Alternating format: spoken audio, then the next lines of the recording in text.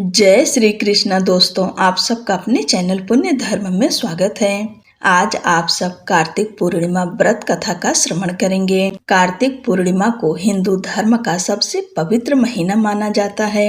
यूं तो पूर्णिमा प्रत्येक मास के शुक्ल पक्ष का 15वां दिन होता है, लेकिन कार्तिक मास की पूर्णिमा का बहुत ही महत्व माना गया है। इस दिन हिंदू धर्म में गंगा स्नान की भी परंपरा है।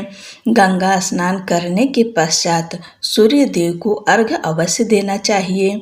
मानते हैं कि ऐसा करने से मनुष्य को अपने किए गए पापों से मुक्ति प्राप्त होती है। कार्तिक पूर्णिमा के दिन स्नान के बाद में आप ब्राह्मणों को या फिर किसी गरीब को कुछ न कुछ दान करना चाहिए। दान हमेशा अपने सामर्थ्य के अनुसार करना चाहिए। ऐसा करने से उसका 1000 गुना फल प्राप्त होता है। इस दिन पूर्णिमा का व्रत भी रखा जाता है और आज के दिन सत्यनारायण भगवान की कथा सुनी जाती है, चंद्रदेव की पूजा की जाती है और भगवान लक्ष्मी नारायण की, भगवान विष्णु और माँ लक्ष्मी की संयुक्त पूजा की जाती है। और आज के दिन ही देव दीपावली मनाई जाती है, यानी देवताओं की दिवाली होती है। आज के दिन अपने घर में दीपक अवश्य जलाएं। भगवान विष्णु माता लक्ष्मी का विधि विधान के साथ पूजा करें और प्रदोष काल में अपने घर में दीपक अवश्य जलाएं। और उसी के साथ में कार्तिक पूर्णिमा की कथा अवश्य सुननी चाहिए। भगवान लक्ष्मी नारायण का ध्यान करते हुए आप सब इस कथा को सुने। एक पौराणिक कथा के अनुसार तारकासुर नामक एक राक्षस था। उसके 3 पुत्र थे, तारकच्छ, कमलाच्छ और विद्योन्माली। तारकासुर बहुत ही बलवान था।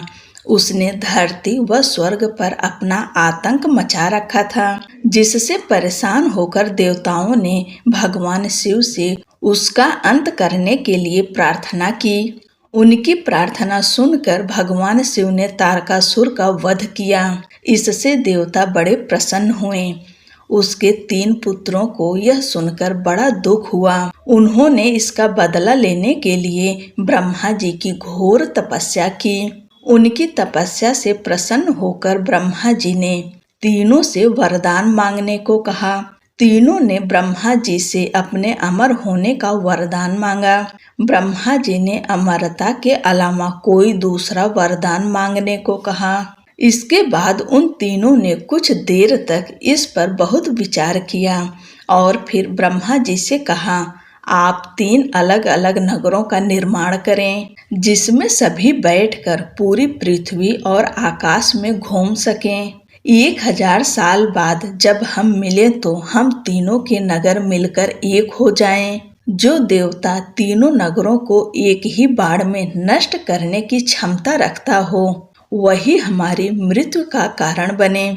उन सब की नजर में यह एक असंभव कार्य था। उन्होंने उन्हें वह वरदान ब्रह्मा जी के निर्देशानुसार मैदानों के उनके लिए 3 नगरों की स्थापना की। तारकच्छ के लिए सोने का, कमला के लिए चांदी का और विद्योन्माली के लिए लोहे का नगर बनाया गया।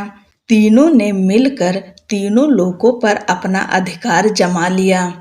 इंद्र देवता इन तीनों राक्षसों से बहुत भयभीत हुए और भगवान शंकर की शरण में गए। इंद्र की बात सुनकर भगवान शिव ने इन दानवों का नाश करने के लिए एक दिव्य रथ का निर्माण किया। इस दिव्य रथ की हर एक चीज देवताओं से बनाई गई थी। चंद्रमा और सूर्य से पहिए बने। इंद्र, वरुण, यम और कुबेर रथ के 4 घोड़े बने। हिमालय धनुष बने और शेषनाग प्रत्यंचा बने। भगवान शिव खुद बाण बने और बाण की नोक अग्निदेव स्वयं बने। इस दिव्य रथ पर भगवान शिव स्वयं सवार हुए। देवताओं से बने इस रथ और तीनों भाइयों के बीच भयंकर युद्ध हुआ। युद्ध करते समय प्रभु लीला से एक ऐसा समय आया जब तीनों रथ एक ही सीध में आ गए। जैसे ही ये तीनों रथ एक सीध में आए, उसी समय भगवान शिव ने अपने बाण छोड़े और तीनों का नाश कर दिए। इसी वध के बाद भगवान शिव को त्रिपुरारी कहा जाने लगा। बोलो भगवान शंकर की जय।